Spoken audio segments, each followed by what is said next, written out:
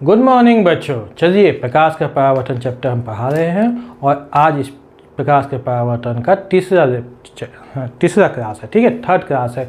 इससे पहले हमने समतल दर्पण पढ़ा था और परावर्तन का नियम पढ़ा था। ठीक है, आज हम पढ़ेंगे प्रतिबिंब क्या होता है।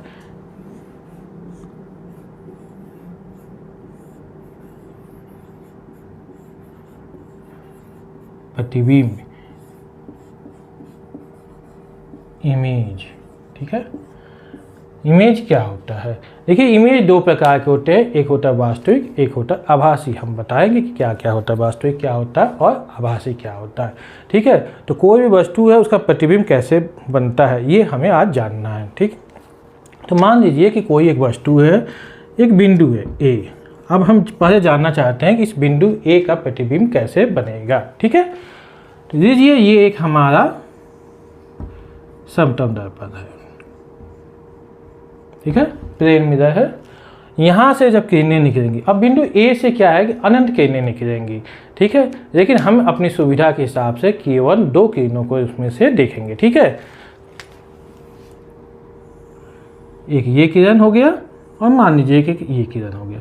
परावर्तन के पश्चात ये इधर जाएगी और ये इधर जाएगी। ठीक है, तो हम देख रहे हैं कि ये किरणें आपस में इधर कहीं जाके नहीं मिलेंगी, लेकिन हम यदि पीछे इसको बढ़ाएंगे तो ये किरणें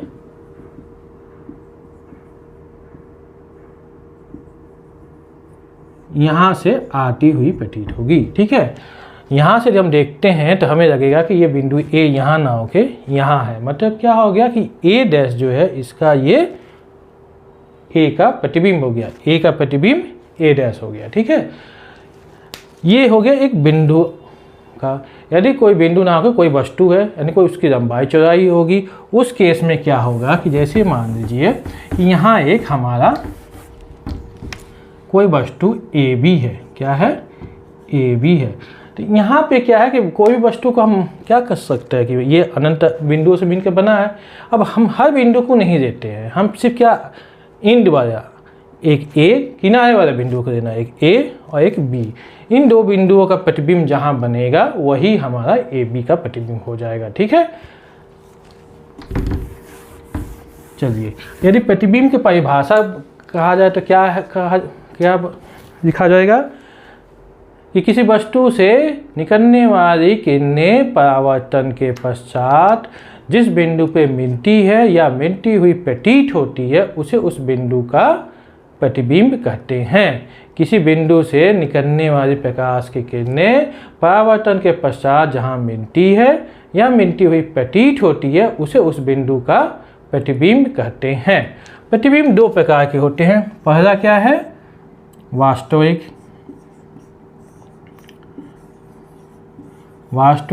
प्रतिबिंब।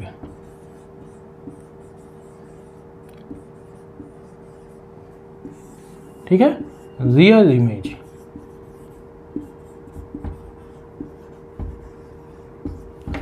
ठीक है, यदि जो परावर्तन के पश्चात किरणें मिल रही थे वो यदि वास्तव में मिलती है तो उसे वास्तविक प्रतिबिंब कहते हैं। ठीक है, जैसे पीछे वाले केस में किरणें मिल नहीं रही थी, वहाँ पे क्या है हमें वहाँ से आती हुई प्रतीत हो रही थी, तो वो वास्तविक प्रतिबिंब नहीं है। यदि किरणें वास्तव में मिलती है तो उसे वास्तविक प्रतिबिंब कहते हैं। वास्तविक प्रतिबिंब की क्या क्या खासियत है, क्या क्या गुण है? तो पहले क्या है कि इसमें किरणें वास्तव में मिलती है। ठीक है, पहला क्या है? प्रकाश की किरणें वास्तव में मिलती है। ठीक है,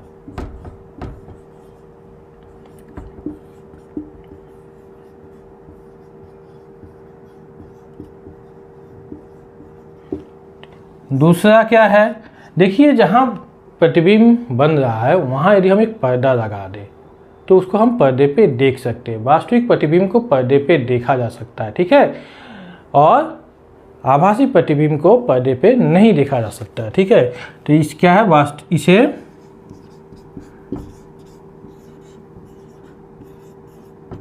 पर्दे पर देखा जा सकता है या प्राप्त किया जा सकता है।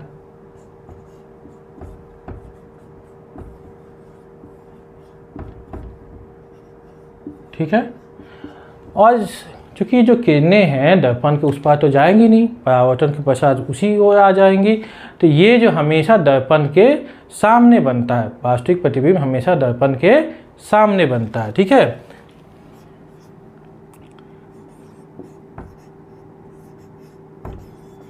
वास्तविक प्रतिबिंब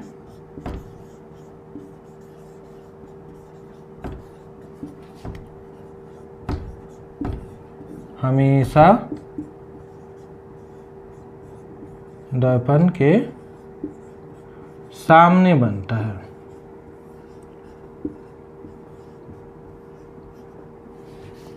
सामने बनता है, ठीक है। और वास्तविक प्रतिबिंब एक और है, वास्तविक प्रतिबिंब हमेशा उल्टा बनता है, ठीक है। वास्तविक प्रतिबिंब हमेशा उल्टा बनता है, ठीक है। क्या होता है? उल्टा बनता है, ठीक है।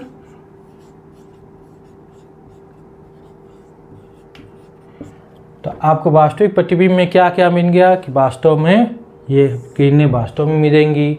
दूसरा क्या है, इसे पर्दे पे देखा जा सकता है। तीसरा क्या है, दर्पण के सामने बनेगा। और चौथा क्या है, उल्टा बनेगा, ठीक है। ये हो गया वास्तविक प्रतिबिंब। अब आते हैं, हम पढ़ते हैं कि आभासी प्रतिबिंब या काल्पनिक प्रतिबिंब क्या होता है, ठीक है। आभासी प्रतिबिंब या काल्पनिक प्रतिबिंब क्या होता है।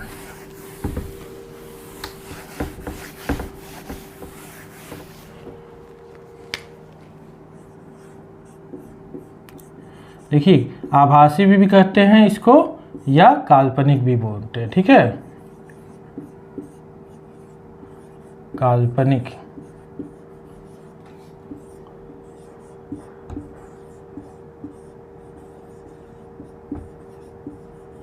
प्रतिबिंब, वर्चुअल इमेज,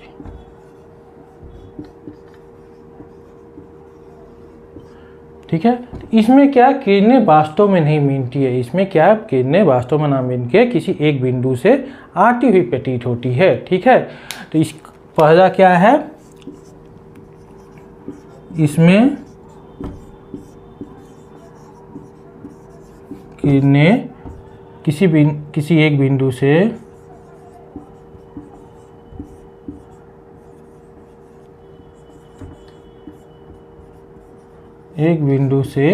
आती हुई प्रतीत होती है, आती हुई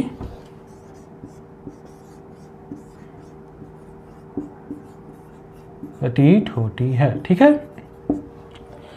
तो जो हमारा आभासी या काल्पनिक प्रतिबिंब है, इसमें किरणें वास्तव में ना मिल के किसी एक बिंदु से आती हुई प्रतीत होती है। दूसरा क्या है, ये हमेशा सीधा बनेगा, ठीक है, सीधा बनेगा। और चूंकि ये किरणें वास्तव में नहीं मिल रही है बल्कि किसी बिंदु से आती हुई प्रतीत हो रही है, इसलिए इसको पर्दे पे नहीं देखा जा सकता है, ठीक है। दूसरा क्या है, इसको पर्दे पे नहीं देखा जा सकता है।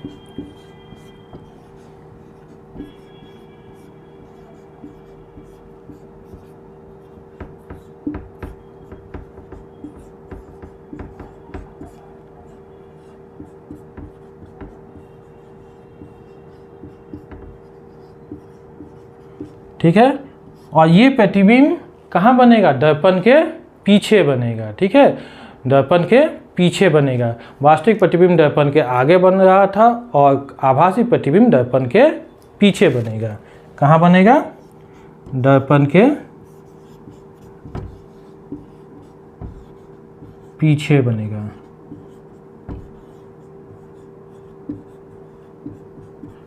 और चौथा है, ये सीधा बनेगा, ठीक है। आभासी प्रतिबिंब हमेशा सीधा बनता है,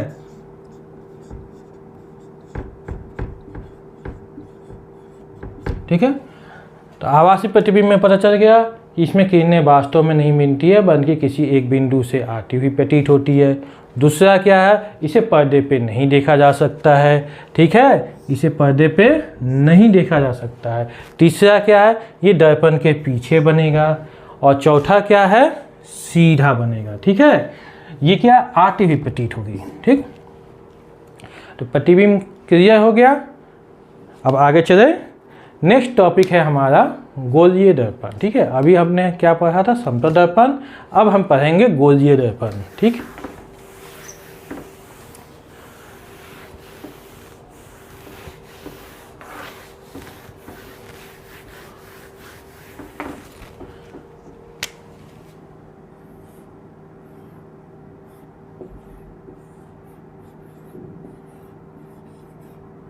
गोलीय दर्पण। ठीक है, स्फेरिकल मिरर, स्फेरिकल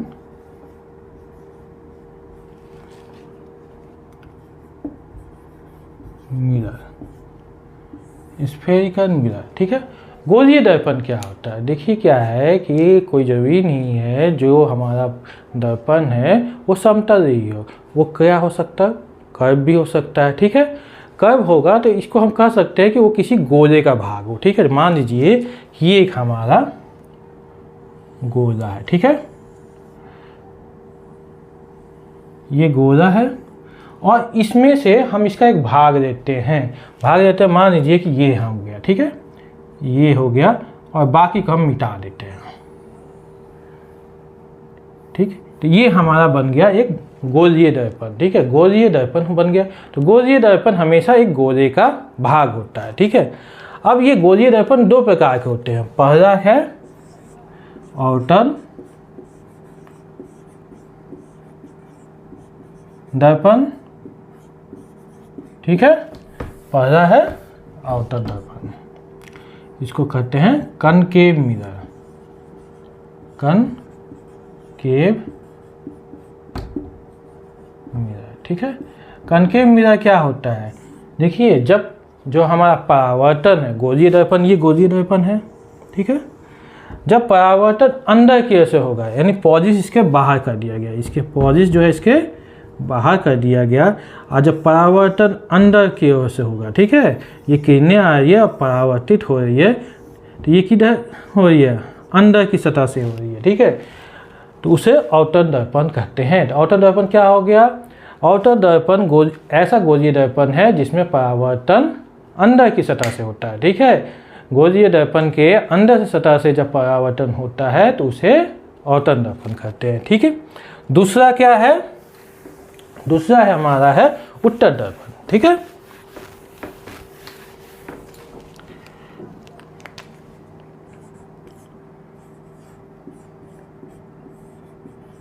उत्तल दर्पण। ठीक है,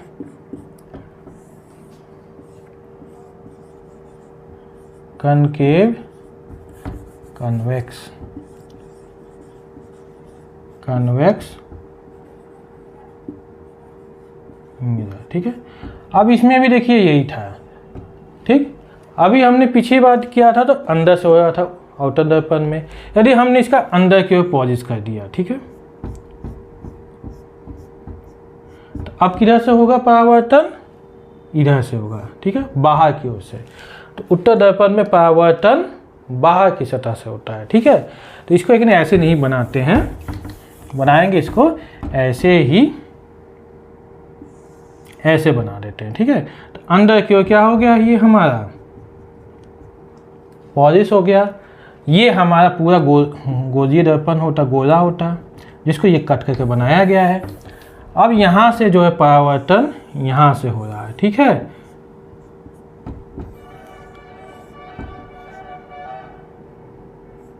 तो ये हो गया हमारा उत्तल दर्पण।